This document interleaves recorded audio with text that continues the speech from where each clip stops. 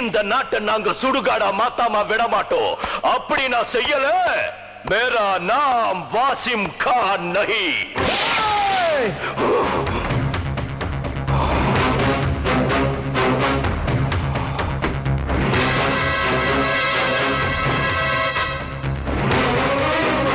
என் பாதுகாப்புல இருக்கிற கைதிங்கிற ஒரே காரணத்துக்காக தாண்டா உன்னை உயிரோடு விட்டு வைக்கிறேன்.